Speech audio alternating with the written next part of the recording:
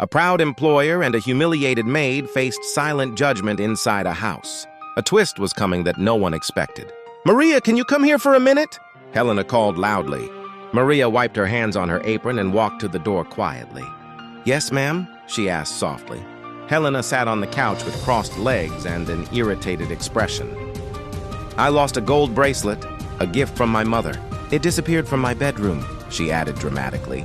Maria swallowed hard before speaking. "I'm sorry, ma'am. Would you like help searching?"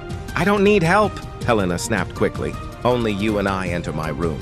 And I don't steal from myself," she added coldly. Maria lowered her eyes in shock. "Are you saying that she whispered. "I'm not saying it," Helena replied. "I'm suspecting it, and suspicion is already too much," she added sharply. "For someone who eats and sleeps in my house." Maria clasped her trembling hands together. "I've never stolen anything in my life," she insisted. "That's what everyone says," Helena answered dryly. "If you return it today, I'll stay quiet. If not, don't come back tomorrow," she warned. A heavy silence fell between the two women. "I didn't take it, ma'am," Maria repeated sadly. Helena rolled her eyes with frustration. "Maybe the wind stole it then," she muttered. That night, Maria cleaned her tiny room, heartbroken. Every folded piece of clothing felt heavier than usual. She looked at an old photo of her mother on the dresser. "Mom, you'd tell me to stay calm, right?" she whispered. "But this really hurts," she said softly. The next morning, the house felt different. The cook whispered to the gardener in the hallway. Helena's daughter Julia stared at Maria without speaking.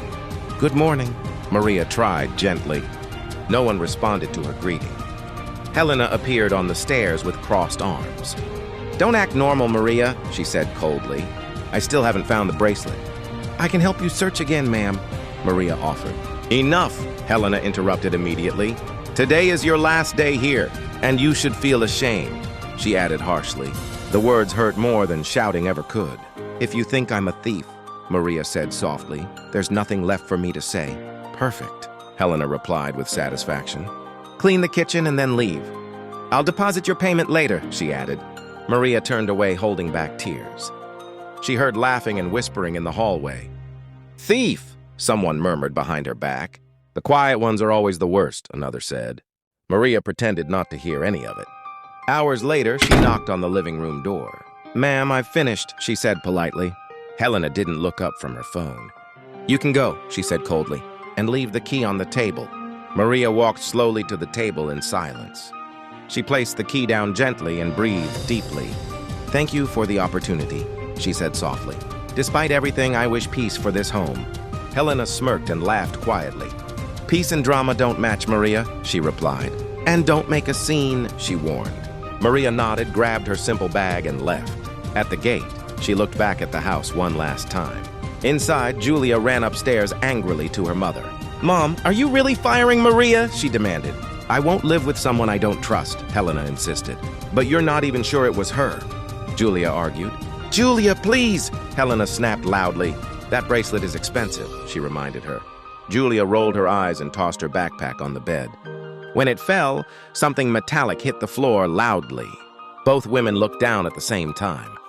The familiar gold bracelet glowed under the bed. Julia turned pale immediately. "Mom, the bracelet," she whispered. Helena froze and knelt to pick it up quickly.